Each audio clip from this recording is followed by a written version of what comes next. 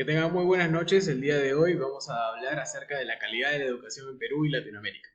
Bueno, como sabrán ustedes, la calidad educativa en América Latina y el Perú representa un desafío crucial para el desarrollo sostenible, principalmente porque el pilar de sociedad queda un poco atrás y solamente estamos hablando de desarrollo económico y muchas veces deterioro medioambiental. El panorama actual se caracteriza por profundas brechas en el acceso, inequidad persistente y resultados de aprendizaje que no alcanzan los estándares internacionales. Antecedentes del contexto educativo en América Latina. Tenemos un primer periodo, el post-independentista, que abarca desde 1820 hasta 1870, donde la educación fue clave para la construcción de las naciones, adoptando modelos europeos que no consideraban la realidad local. Esto generó una brecha entre lo que se pretendía hacer y lo que realmente se terminó ejecutando en campo, ¿no? Principalmente tenemos el problema de que al ser un modelo europeo estaba orientado a una educación con recursos y acá en el tema latinoamericano no teníamos gran cantidad de recursos, principalmente en esta etapa, cuando recién se estaban formalizando las naciones. Otro problema es las mallas curriculares, que eran quizás un poco adelantadas para la realidad o el contexto latinoamericano. Además, pasamos al siguiente periodo, luego de 50 años, que es la educación como proyecto nacional.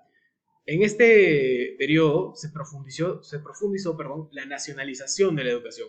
Se expandió su cobertura y se formalizaron los sistemas nacionales y construcción de identidad a través de las escuelas. Significa que se invirtió mucho por parte del Estado y se trató de abarcar la mayor cantidad del territorio nacional.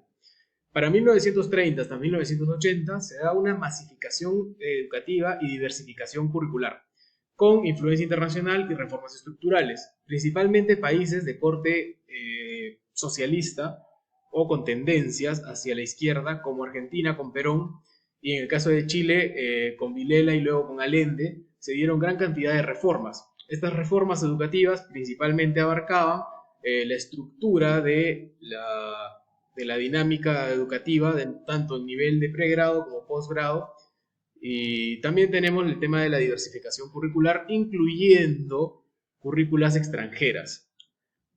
Otros países como Colombia y Brasil, principalmente Brasil, tuvo una explosión en la capacidad de su educación primaria, abarcando gran parte de su territorio. Luego tenemos el periodo contemporáneo, de 1980 hacia el presente, donde ya se da un énfasis a la calidad, las evaluaciones estandarizadas, la equidad educativa y la tecnología digital, que es muy, muy reciente. Latinoamérica, si bien tiene procesos de aplicación de tecnología en la educación, no tienen más de 1 o 2 décadas, principalmente en países como Perú. Además tenemos la percepción y desafíos actuales ya orientados hacia nuestro territorio. Por ejemplo, la estadística de Ipsos en 2024 nos indica que los peruanos se encuentran insatisfechos respecto a la calidad del sistema educativo. 53% de los encuestados indicaron que no se encontraban satisfechos con la calidad del sistema educativo nacional, señalando que era mala. Además tenemos una pobreza de aprendizaje. Este término se refiere a la situación en la que un niño de 10 años no puede leer ni comprender un texto sencillo. Estamos hablando de que en 2019 había un 52% y para 2022 se estimaba un 75-81%. Los sistemas educativos latinoamericanos enfrentan desafíos estructurales como infraestructura inadecuada principalmente, dado que al intentar abarcar mucho terreno con escasos recursos, normalmente existe precariedad a la hora de ejecutarlo. Luego tenemos una formación docente deficiente y desigualdades socioeconómicas. La brecha entre la educación privada y la educación pública a cualquier nivel en Sudamérica, perdón, en cualquier país de Sudamérica, siempre va a tener grandes diferencias. No se ha logrado cerrar y hay países como Perú donde es incluso más acentuada. Y para terminar el tema contextual, tenemos que la pandemia exacerbó las problemáticas, principalmente la brecha y sumando a ello el tema de la tecnología. Luego tenemos el diagnóstico actual de la calidad educativa en Perú. El acceso y transición. En 2022, solamente el 30.9% de los jóvenes peruanos transitó satisfactoriamente la educación superior, una disminución desde el 36.6% que había en el 2019, evidenciando el impacto de la pandemia y las brechas entre áreas urbanas y rurales, siendo que la migración cada vez es más masiva hacia las áreas urbanas y hay una despoblación de las áreas rurales, generando menos oportunidades y por lo tanto destinando menos recursos a la calidad educativa en esas regiones. Además, la percepción ciudadana nos dice que el 37% de los peruanos señala que la infraestructura inadecuada es el principal desafío y existe una desconfianza generalizada, claramente fundamentada en la evidencia empírica de que vemos que no hay resultados muy prominentes o positivos en la educación peruana, sumado a que tenemos indicadores que normalmente están bajos tanto a nivel latinoamericano como a nivel mundial. Por último, los desafíos estructurales incluyen inequidades en acceso y calidad, deficiencias en la formación docente, limitaciones en recursos y una gran gestión institucional, pero que se ve fragmentada, lastimosamente.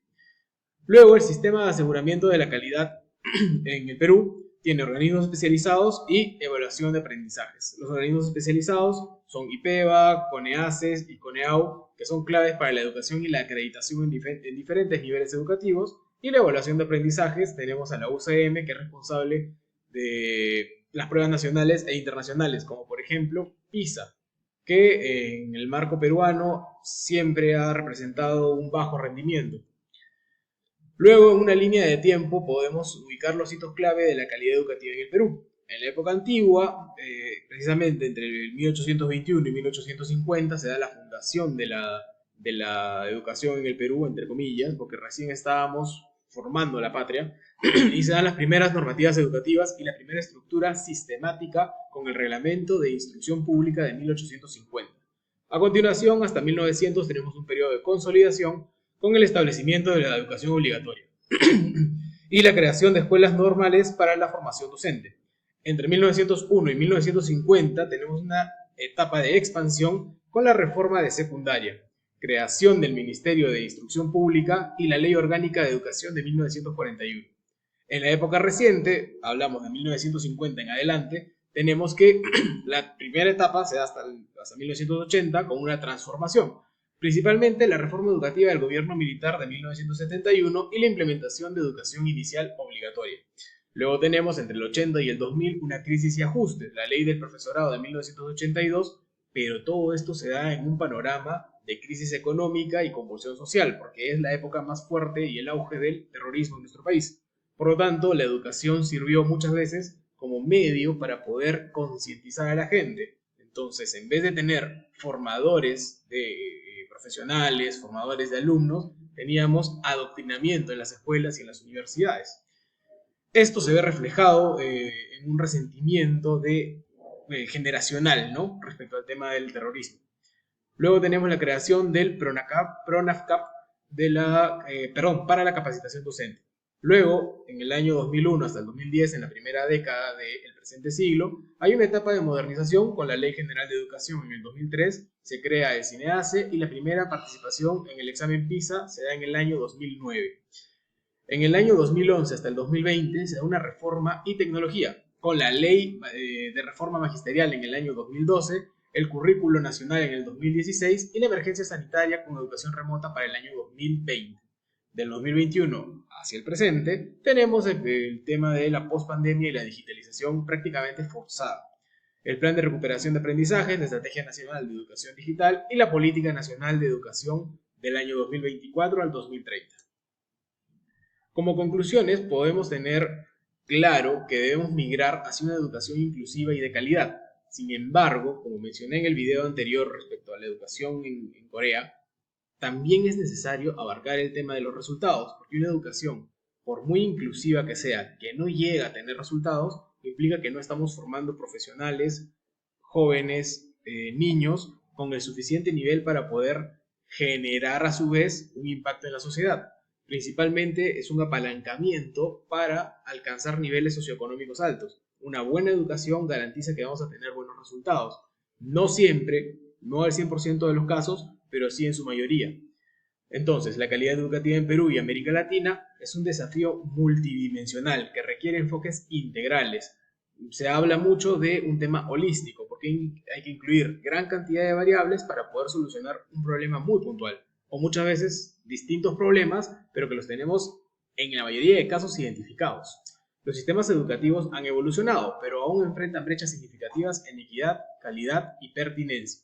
El caso peruano, que es el que nos aboca hoy en día, muestra avances en marcos normativos e institucionales, pero también desafíos persistentes en la implementación de políticas. Significa que estamos creando el marco normativo, pero a la hora de traducirlo en la ejecución tenemos falencias, principalmente porque el sistema tiene una sobrecarga de leyes, en mi opinión, en vez de fomentar el cumplimiento de las leyes. No se trata de crear más leyes para cumplir las que ya existían, sino de afianzar el cumplimiento de las ya existentes.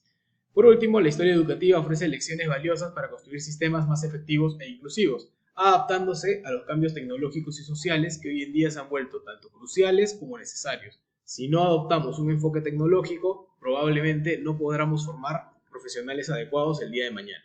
Muchas gracias.